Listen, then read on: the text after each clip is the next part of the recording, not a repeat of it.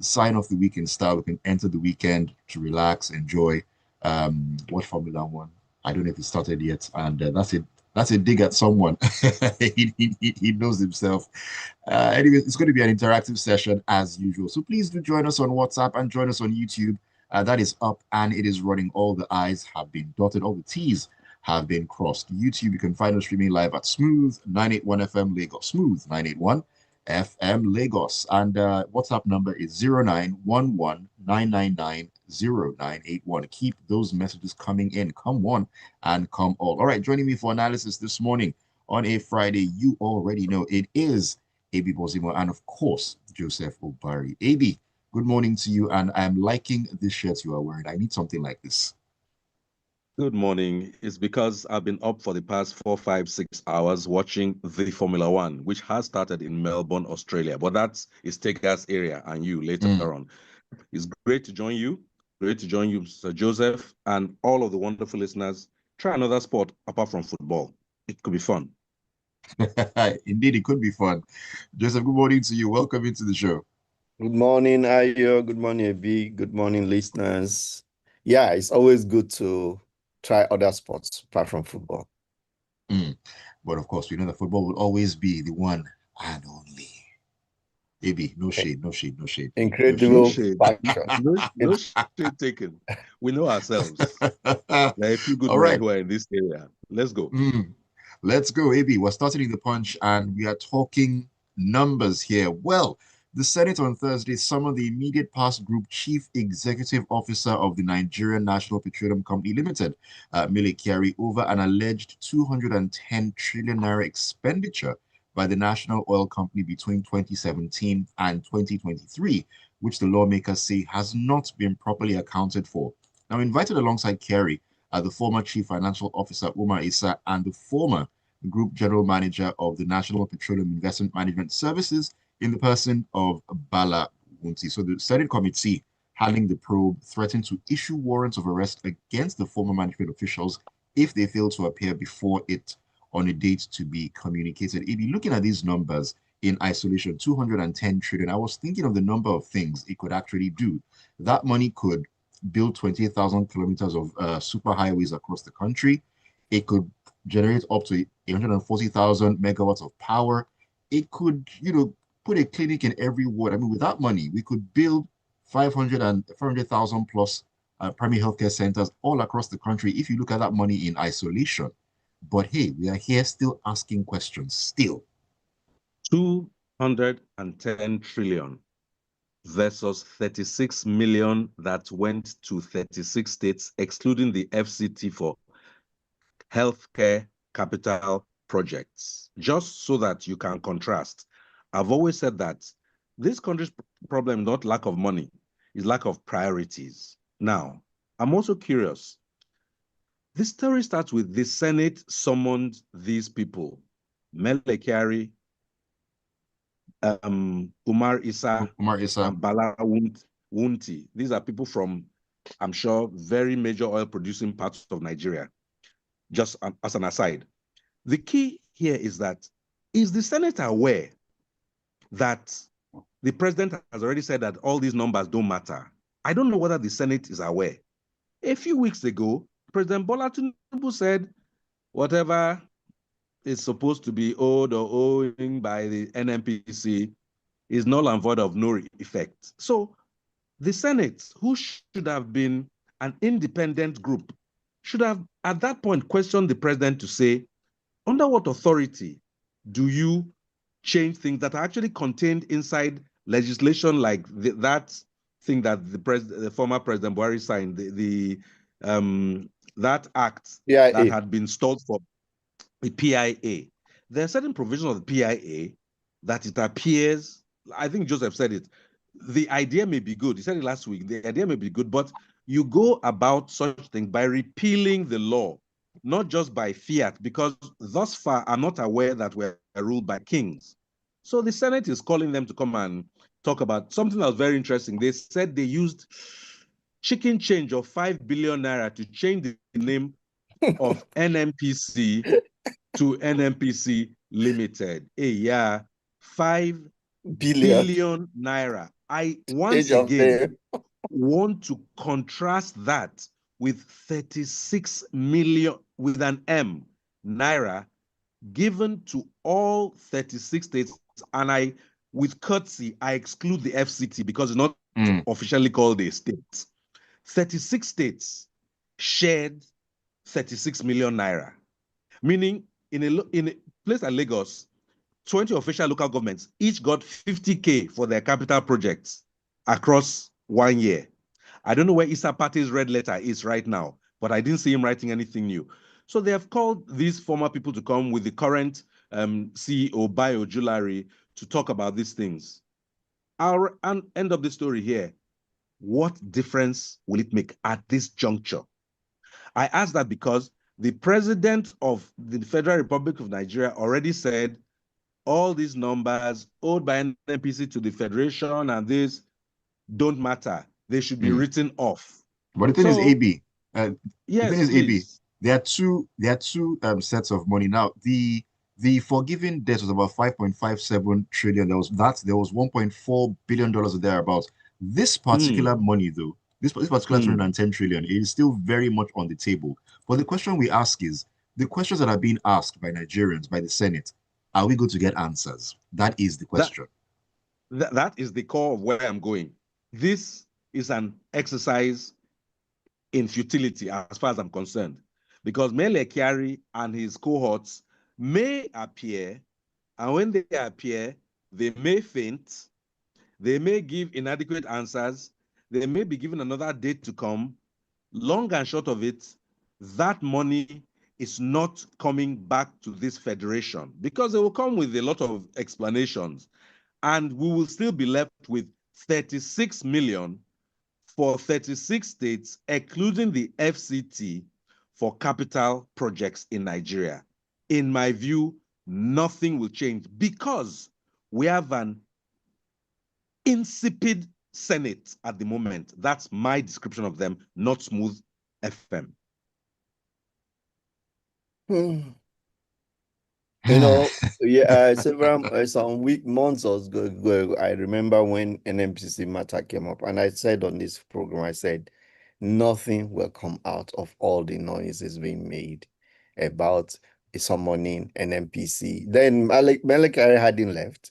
He was there, and I said, nothing will come out of it. Nothing will come out of all of this. The money has disappeared into a vortex. No transparency. That organization was set up never to be transparent and will never be transparent unless somebody really decidedly takes a different position to accountability in that place. So everything that happened under Mele Kyari have been swept under the rug. It's as simple as that. And let me add that 210 trillion naira, it can't really fit into a Ghana must go. For some of those who may think it's small. Several I don't believe it. I think it's more like the kind of thing I fit into the back of a jumbo jet, but these money started at 1 million, 100 million, 1 billion, 10 billion, even 100 billion. Before it came to trillions, where were the controls? So, coming now to come and make these big numbers, I am utterly unimpressed. I am completely unimpressed. Well, if you have an idea of what happens when they summon people to appear before Senate, then you will understand why this is coming from. I've heard rumors. It is not about public accountability and all of those things. Yeah. I've heard rumors. Yeah, there are things that happen when you appear before the Senate. So let's forget about it. Well, I've told you, I expect zero. When it comes to appearances before the Senate or any other body, one thing I will say is, Honorable Minister, off your mic. That's all I will say on the matter. All right, Joseph, I'm coming to you right now. Let us continue our journey. We shall step into, from one body that is going through whatever it's going through to another body that I'm not really sure what exactly it is that they're doing. The Vanguard is the paper of choice, and we'll be talking about INEC, the Independent National Electoral Commission. They yesterday lamented that recurring leadership tussles and protracted intra-party disputes are diverting its attention from core election planning and contributing to voter apathy ahead of the 2027 general elections. INEC Chairman Professor Josh Amukwito raised the concern at the opening of a 3-day technical review workshop in Ikotekpene in Akwa Ibom State, where the commission began a comprehensive review of its regulations and guidelines for political parties in line with the Electoral Act 2026. We spoke about the INEC chairman a couple of days ago, I believe, when he made a couple of statements. Now, we've heard his voice so very often recently, Joseph, and he doesn't seem like he's making the right statements. I mean, can you help us make sense of this? Yeah, and that's where I actually want to begin from, to say that the sound bites coming from INEC are disturbing, because it's either the chairman does not really understand what is happening, or he is really playing a card. I don't understand it, because everybody knows that the real problem disturbing Nigerians and has led to apathy in our electoral process is the loss of trust in the electoral body. And so if you have a new INEC leadership that does not see that and recognize it as the real problem and the issue that should be tackled, then there is cause for concern. The utterances of the new chairman are really serious cause for concern, because we all know why people are just indifferent to the election. It didn't start today. It's been there since the early years of, say, 2000s, when maybe 1999, people went to election with enthusiasm. Yeah. Ever since then, every electoral cycle has seen erosion of trust, because the process has never been transparent. People have come into office not on the will of the people, but on the will of politicians. And then it's gotten to a point where the entire electoral process now has been hijacked. And the most recent is what happened in the National Assembly. So how do you jettison that and start blaming party intra-party rivalries and squabbles as the major source of electoral apathy?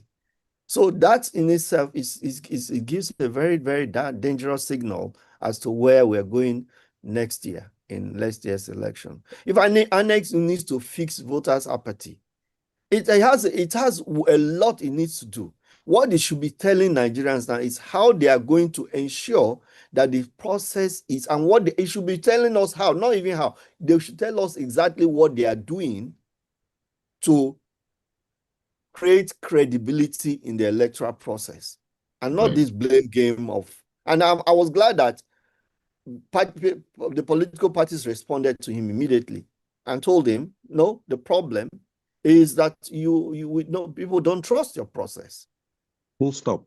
Yeah, it's as simple as that. And everybody, any serious person, even a young adult who is following the process will know where the problem lies. So most Nigerians don't even bother going to get their voters card. Yeah. They don't even bother to register. It is INEC that is, and the political parties. Yes, if the parties are healthy, they should be joining INEC to mobilize Nigerians to register. I had a voter's card. When they were issuing it, it disappeared. I'm sure it's one of the ones that were sold. One of those ones that were sold, that were thrown away in a dustbin somewhere.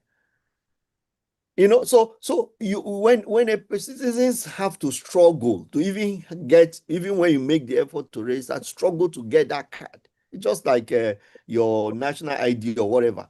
You struggle to get everything. You want to have a license, you can't get it. So when the system is like that, it discourages people. You leave your business, you go to the licensing office, and you spend hours just to get a card or to capture your data and whatever. Meanwhile, banks do these things in days, in hours. They can even issue a card in hours. And you wonder if it's rocket science. Yeah, it's not rocket science. So all those things that should be addressed are not being addressed. And you come up and start complaining about political parties. Yes, it is true that when parties have this internal crisis, it always involves INEC and it distracts them. But that is a lesser problem that impacts on voter apathy. If you're talking about voter apathy, that's a different kettle of fish, because the only relationship between that and voter apathy is that the parties are not organized themselves to begin to mobilize people to register and participate in the election. If that's the argument, fine, but not that because of those squabbles, you're distracted, you can't plan, you can't do this, and it's not enough. Maybe. Ayo, every day on this station, come 7:30 odd, this show starts. I've had technical glitches. You go on with the show. Some people plan to come on, they can't make it, you go on with the show. My point is that the structure of the show is fixed. INEC has an election to run. If the people who are supposed to be contesting are having squabbles, how does that affect INEC's getting ready to make sure that we can vote on that day? If a certain party does not want to field candidates, that's the party's problem. I don't see how INEC is saying it is the political parties causing it. They are supposed to arrange logistics, arrange publications, arrange voting procedures, and do it. I would even argue that as much as we've seen the graph of people declining, in the last election, there was an uncommon enthusiasm because all the promises from INEC then suggested that we would have a credible system. In fact, when we talk about voter decline, perhaps that was the first election where actual numbers were seen, so that the KKK states, the Kim Kardashian states, were not as overwhelming as they used to be before.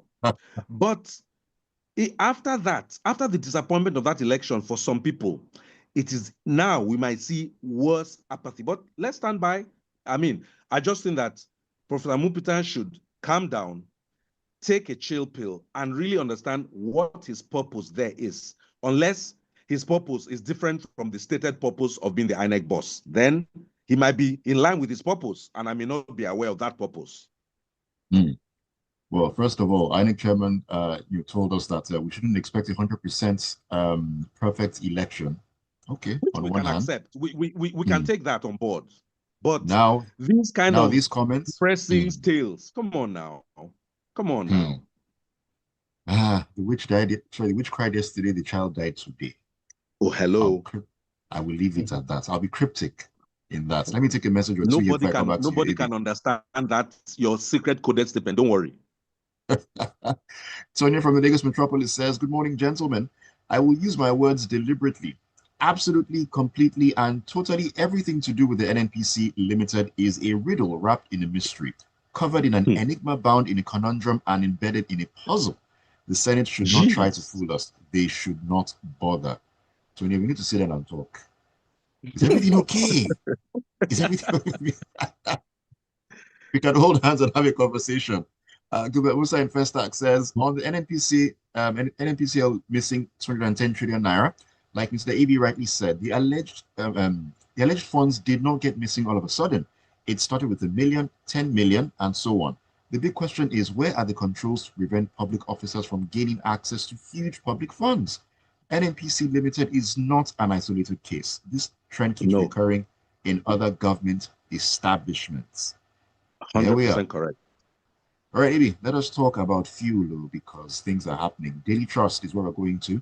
And Nigeria's largest privately owned refinery, the Dangote Petroleum Refinery, has reassured Nigerians that it will prioritize domestic supplies to prevent fuel scarcity in the country, despite the ongoing crisis in the Middle East and the resulting volatility in the global oil market. Well, unless you believe in under a rock, you know that fuel prices have already gone up. A couple of days ago, I saw small queues here and there, but that normalized as at yesterday when I had to buy fuel at 937 naira per liter. I was just, anyway, let me just breathe. Eddie, please jump right into it. I'm not going to spend too much time on this story, except to say it is remarkable that when 2 or 3 fighting somewhere far away occurs, we appear to be affected. And what is striking to me in this story is that a private proprietor is actually giving an assurance to a nation in place of or instead of what should have been the very same NNPC aforementioned in the first story.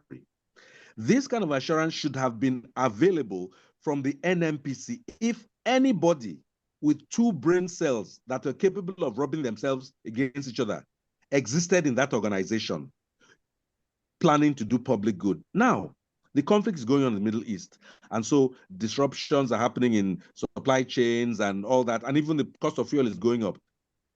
Dangote is saying, well, to the extent that he can, at least being that he is able to refine within Nigeria, he will do his best with other partners to ensure that there's relative stability. Now, pump prices have risen already because raw crude, it's a process. The input cost of the crude has, things that happen down to the end, to the time you go to your pump.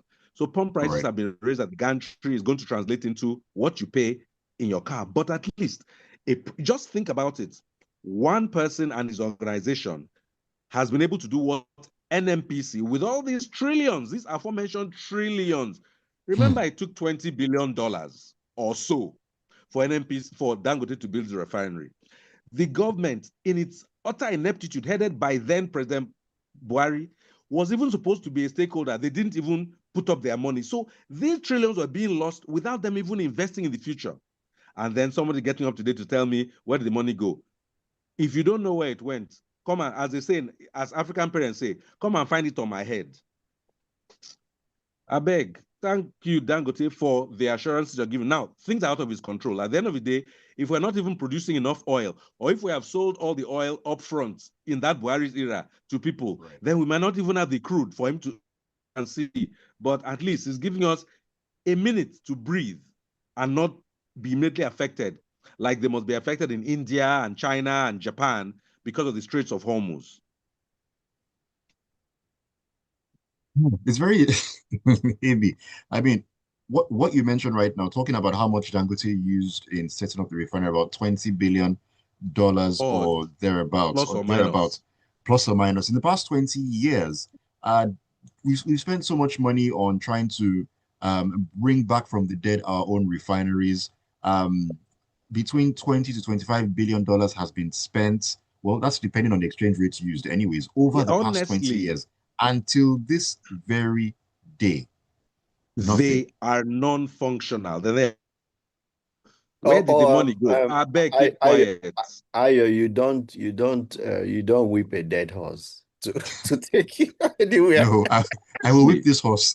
This horse must be whipped. Honestly, that's why when I see this, it's a dead horse. Not those things are dead horses, and you're trying to ride them. Senate is getting up now to ask questions. Where were they all these years when these monies were being stolen or misguided or misdirected, whatever, man? Joseph, very quickly, let's talk about a legal issue. And I'm actually glad you are on the show today to give us some perspective to this. So we'll try to get through it as quickly as possible so we can take messages as we wrap up on the show. We'll go back to the Punch, where a Lagos-based advocacy group, the Take It Back movement, has announced the release of Rashid Wasiu, who was detained following his participation in the 2020 NSAS protest. That was October 2020, and we all know how that started and how it all ended. And ever since then, he's been in detention. He wasn't charged with anything. He's just been in detention. And now he's out after nearly 6 years. It's sad when you see things like this and you wonder what exactly is going on with our system. What exactly is going on with human rights? Yesterday, we talked about a story about a new body for human rights is, being mulled over and everything. When we have a human rights commission and we have stories like this, and he's not the first, he most likely will not be the last. Joseph. Sadly. Well, of course, it just tells you a lot about our criminal justice system, even though there has been a new criminal justice law that actually has tried to change and revolutionize the process. The truth simply is that you require people and attitude to be able to get things done. So the old ways in which criminal cases were handled from the police to the attitude of the courts and so on, and the processes, had been such a very terrible experience that must have resulted in this. I think it's even the new law, the AJA, that has even helped in getting a resolution like this for this young man. But of course, like you said, he's already lost up to 5-6 years of his life over something that ordinarily shouldn't have been as complicated as this. But our criminal justice system is just so ponderous and sometimes even wicked that somebody who is not being convicted already can spend a long time in prison and life goes on, and as if nothing has happened. And if not for the people who took it upon themselves, the advocacy groups that did this thing and mobilized the legal services for this person, he could be there for who knows when. And maybe unless maybe somebody goes on a clemency program to the prison and looks at the number of awaiting trial persons and say this number can go, you could just be there for ages. For 10 years, people have been awaiting trials, 10 years and so on. So it's a thing of joy that this young man at least is out and he can pick his life back, the pieces of his life together. But it goes beyond that. And of course, the case has been struck out. What recompense does he get? What can he get? Nothing. It's just on his own. So there are many others perhaps we've not heard about who are also arrested in this manner. Unfortunately, the only way they can get out once they are arraigned or accused like that is simply to go through the courts. Are you saying that there's no way he can sue? There's nobody he can sue the government for keeping him? No. Does he have the muscle to do so? Does the society actually support that sort of individual? Can the advocacy groups help him? I'm just wondering that he has no. Well, if they have the capacity to do so, they would be thinking about that. I'm sure right now all they are concerned about how many of these people can we get out, and they absolutely. I understand. Yeah. It's so sad. It's so sad. Yeah. Sad state of affairs, but I mean, we're thankful that he's out. He's out of detention, and I don't know. He needs a lot of support in order to get his life back in order, because that time lost absolutely cannot be got absolutely back. All right, let me take your messages. I'll start on YouTube. A couple of messages have come in here. This is Joe. Joe in Benue, all the way in Benue. Joe, good morning to you. He said, good morning, big brothers. Great job out there. Sorry to say, but will there ever be good news coming out from our country? God bless. I mean, we do have good news from time to time. I understand his feeling. When good is done, it can be overwhelming. When good happens, we talk about it. Otherwise, we talk about it as well. That is just the way it works. It's just that we've talked about the negatives more than we've spoken about positives.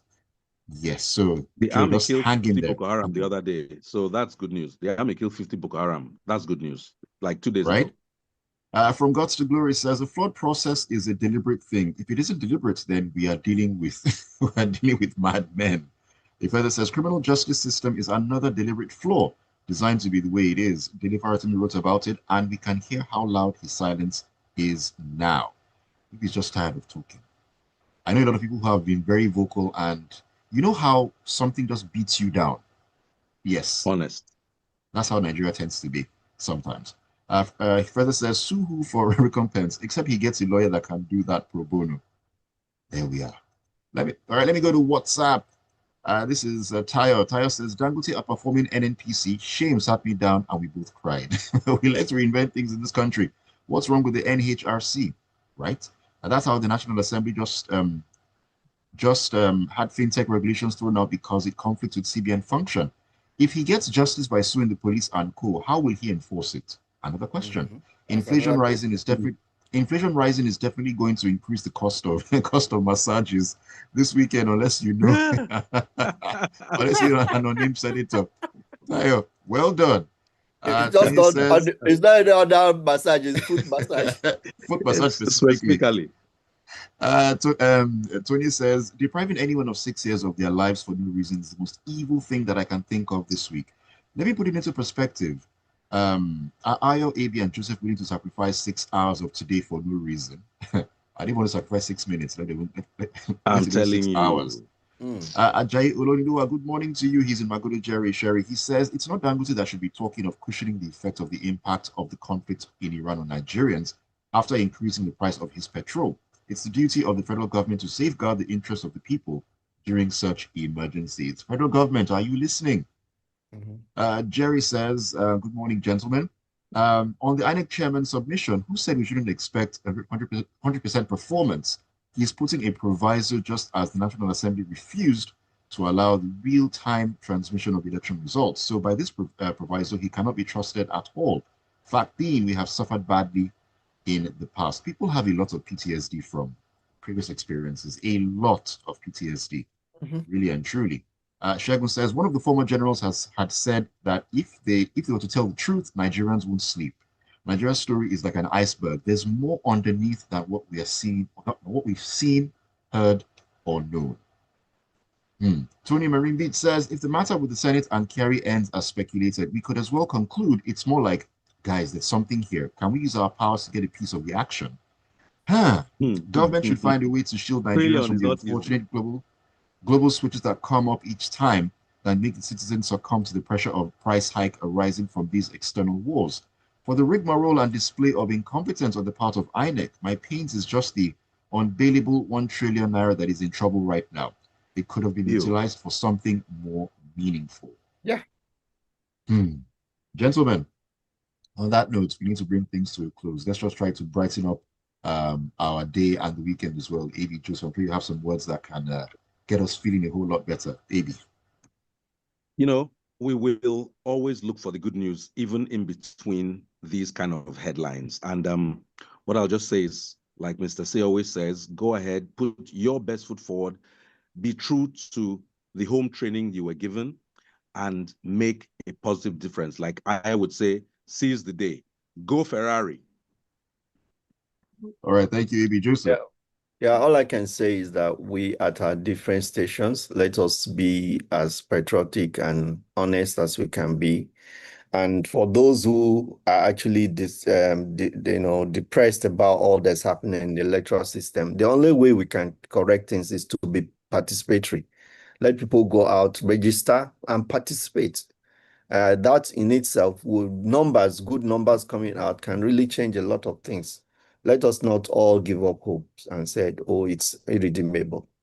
That's all. And now I wish everybody a wonderful weekend. Rest where you should. Rest is very important. And yes, so indeed. you can come out stronger. Thank you so much, Joseph. Let's take things easy. Let us be very vigilant. Let's open our eyes and keep our eyes on the ball. That is very important. I'll be leaving us with Jimmy Cliff, who says, I can see clearly now. I really hope you see clearly into the weekend. My name is Ayokunmi Kyari. Thank you, Joseph, and thank you, AB, once again. And thank you to all the wonderful people out there who joined us this morning and throughout the entirety of the week. You are very much appreciated. This is Jimmy Cliff. I can see clearly now. Keep it tuned. Smooth 98.1.